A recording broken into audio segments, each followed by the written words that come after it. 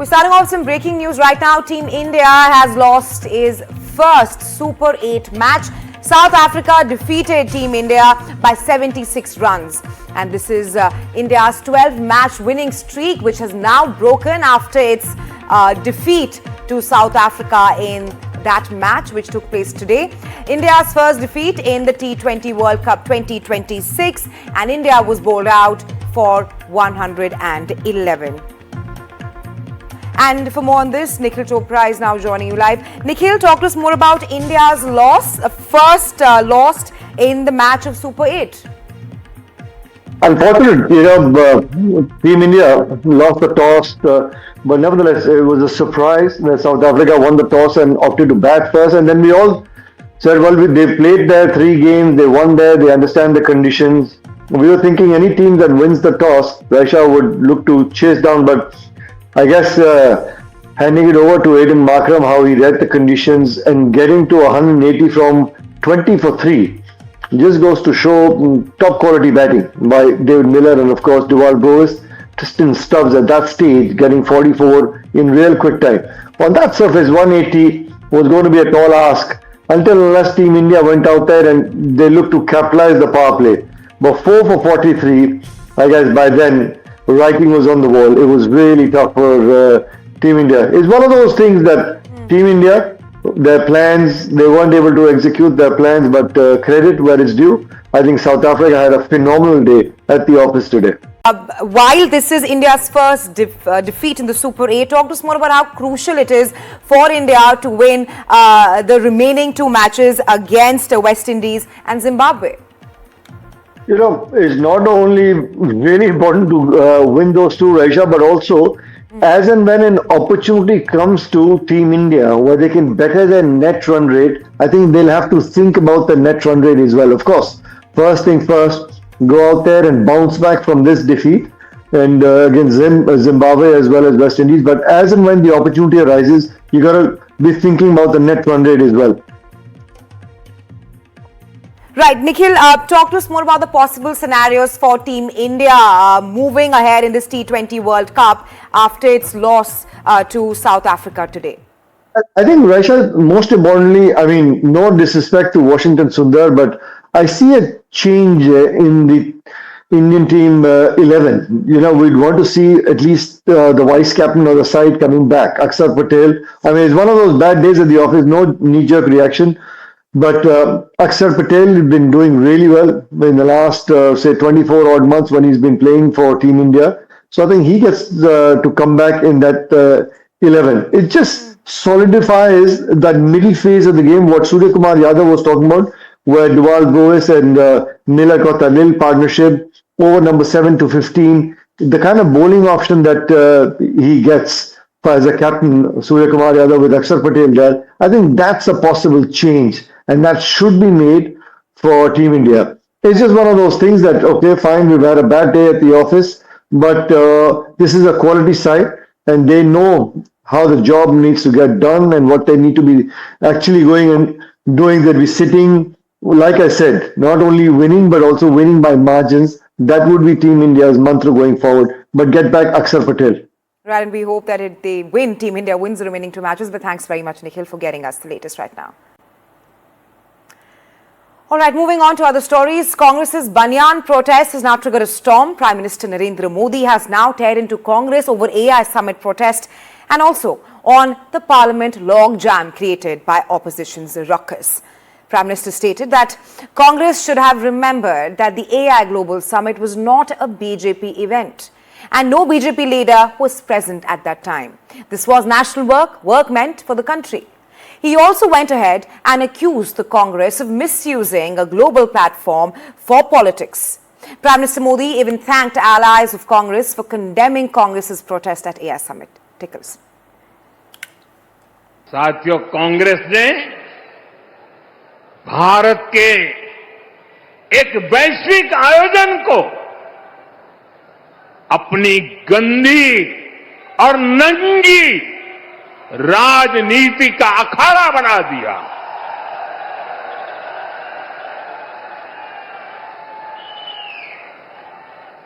समारोह स्थल पर विदेशी अतिथियों के सामने कांग्रेस के नेता कपड़े उतारकर पहुंच गए।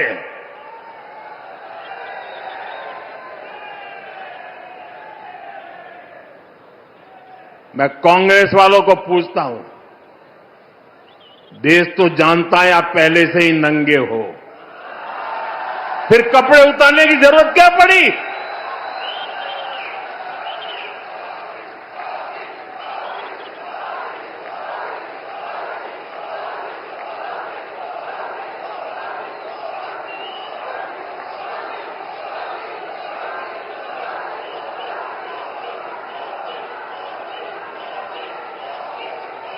कांग्रेस के नेताओं ने वहां जो कुछ किया वो दिखाता है कि देश की सबसे पुरानी पार्टी वैचारिक रूप से कितनी दिवालिया हो गई है, कितनी दरिद्र हो गई है। साथियों, कोई कल्पना नहीं कर सकता। कांग्रेस के नेताओं को मोदी से नफरत है। ये लोग मेरी कब्र खोदना चाहते हैं, मेरी मां को गाली देने से भी उनको कोई परहेज नहीं है। उन्हें भाजपा से विरोध है, उन्हें एनडीए से विरोध है। ठीक है, आपकी राजनीति में यही करना जरूरी है, चलो भाई समझ सकते हैं, हम इसको भी सहन कर लेंगे। लेकिन कांग्रेस को याद रखना चाहिए था कि एआई ग्लोबल समिट ये बीजेपी का समारोह नहीं था और न ही उस समय बीजेपी का कोई नेता वहां मौजूद था। ये देश का कार्यक्रम था, देश के सम्मान का कार्यक्रम था, देश के लोगों के पसीने से। लेकिन कांग्रेस ने परसों सारी मर्यादाएं तोड़ दी और पूरा देश कांग्रेस की इस रीति नीति पर थू थू हो रही है। लेकिन दुर्भाग्य देखिए, इतनी पुरानी पार्टी के नेता लाजने के बजाय गाजते हैं, बेशर्मी के साथ देश की बेइज्जती करने वालों का जयकारा कर रहे हैं। पार्लियामेंट में खुद परफॉर्म कर नहीं पा रहे तो अपने साथी दलों को भी बोलने का मौका नहीं देते, पार्लियामेंट को चलने नहीं देते। और उसका सबसे बड़ा नुकसान कांग्रेस के जो साथी दल है ना, उनको हो रहा है। अब वो समझ गए हैं। ये अभी दिल्ली में उन्होंने जो ये नंगापन दिखाया, उनके सारे साथी दल चौंक गए हैं, सबने किनारा कर लिया। Not just Prime Minister Modi, Congress's own allies also hit out at the party for creating ruckus at the AI summit. Samajwadi Party chief Akhilesh Yadav slammed the grand old party, stating that the Congress has insulted India on global level. It's not just Akhilesh who slammed his own ally. Even Tejasvi's RJD took on Congress for creating ruckus at the AI summit, saying that the choice of the protest venue could have been better. ये सरकार झूठ बोलती है, सरकार धोखा देती है, वो अलग बात है, वो हम अपने इंटरनल उसमें लड़ लेंगे। अब तो पूरा देश जान गया कि बीजेपी झूठ बोलती है, तो उस तरह का प्रदर्शन नहीं करना चाहिए था जिससे फॉरेन डेलीगेट और फॉरेन कंट्री के सामने हमारे आपके देश का अपमान हो। परेशानियां हैं, लेकिन मैं समझता हूं कि एक समिट में इस तरह से प्रोटेस्ट की, मैं समझता हूं that was not a good choice. ये एक बेहतर विकल्प नहीं है, बावजूद इसके कि आक्रोश है, लोगों को क्लैरिटी नहीं है, लेकिन मैं समझता हूं दूसरा फोरम चुना जा सकता था। What does Mr. Rahul Gandhi have to do? Do you think Mr. Rahul Gandhi would have encouraged all this? No. What has happened is kids have gone and protested, and there was a lot of anger in the public. If they had done the summit well, why will anybody go and protest? See, the point is, if you are so worried about national pride, set things right. Set our economic policy right. Every day Mr. Modi comes and says, I have stopped Operation Sindoor, I have stopped the war between India and Pakistan, and if I am going to say anything about Mr. Modi, his political future is going to be destroyed, is what he says. That is not, that is not, that does not hurt your national pride. Prime Minister Modi has once again hailed India's trade potential over the recent FTAs while hitting out at previous Congress governments. Prime Minister Modi heaped praise on India's potential in the trade sector and India's ability to sign trade pacts with developed nations. Prime Minister Modi also launched a blazing attack on previous Congress governments for garnering disrepute for scams and scandals. According to sources, India and Washington have now decided to reschedule the official meeting over the interim bilateral trade agreement so that both the nations can factor in the implications of the US Supreme Court judgment striking down the Trump administration's tariff hikes. Listen in to Prime Minister Modi hailing global FTAs and also Prime Minister Modi's Kong Ghotala jibe. दुनिया के अनेक विकसित देश आज भारत के साथ व्यापारिक समझौते कर रहे हैं। एक समय था जब कांग्रेस की सरकार चाहकर भी विकसित देशों के साथ समझौते नहीं कर पाती थी, क्योंकि तब घोटालों के लिए बदनाम कांग्रेस सरकार से समझौते करने में दुनिया को हिचक होती थी। लेकिन आज विकसित देश भारत के साथ जुड़ने के लिए उत्सुक है, क्योंकि उनको भारत के विकास में अपना भविष्य दिखता है। उनको भारत की युवा शक्ति में उम्मीद दिखती है। आज दुनिया को लगता है कि भारत वो ताकत है जो 21वीं सदी की चुनौतियों का समाधान दे सकता है।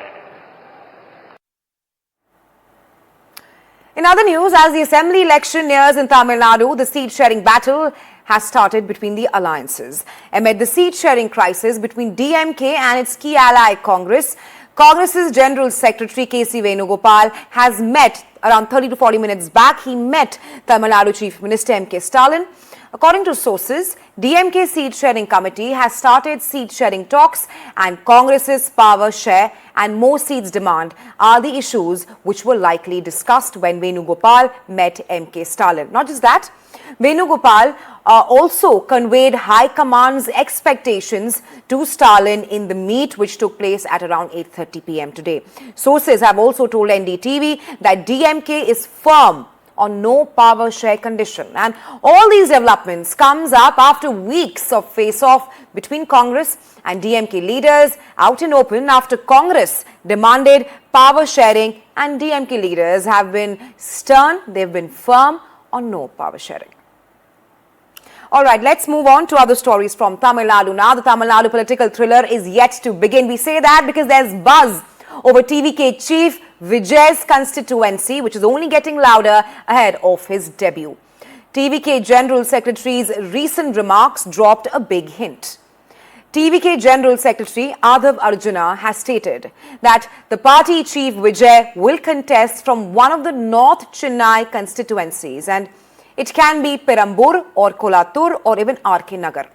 Now remember, Perambur, Kolathur and RK Nagar, they are all considered as DMK strongholds. In 2021, the DMK won Perambur by over 50,000 votes. Meanwhile, in Kolathur, Chief Minister M.K. Stalin secured a margin of more than 70,000 votes. And in R.K. Nagar, which was once represented by the former Chief Minister of Tamil Nadu, Jayalalitha, the DMK won there by 42,000 votes. ஒருங்கிணைந்த கண்காணிப்பு குழுவா போடும்போது உங்க சார்பா ஒண்ணு தீர்மானம் போடலாமா? எங்க அண்ணன் நம்மளுடைய தலைவர் பெரம்பூர் தொகுதியில நிக்கணும் அப்படின்னு ஒரு தீர்மானம்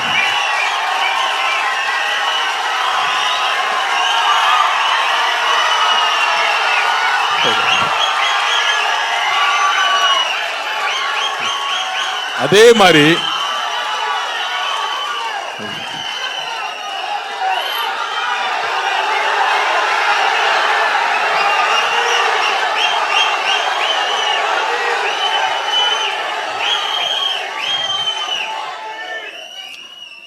நான் இன்னும் பேசி முடிக்கலையே. அதே மாதிரி நம்ம அண்ணன் நம்ம தலைவர் கொளத்தூர் தொகுதியிலே நிக்கணும்னு நம்ம நினைக்கிறோம். ஆர்கே நகர்ல நிக்கணும்னு நினைக்கிறோம். அந்த மாதிரி வட சென்னையில எனக்கு தெரியும் அவர் மைண்ட் வட சென்னையில எங்கேயோ ஒரு இடத்துல இருக்கும்.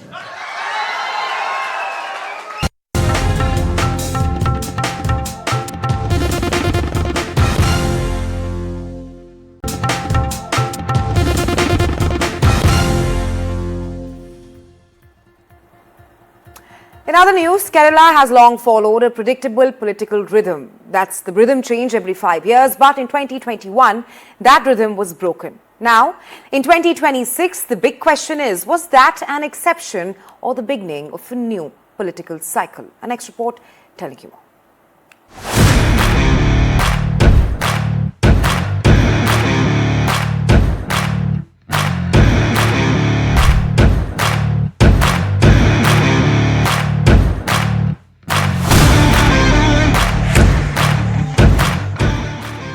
Kerala, God's own country, has the largest coastline.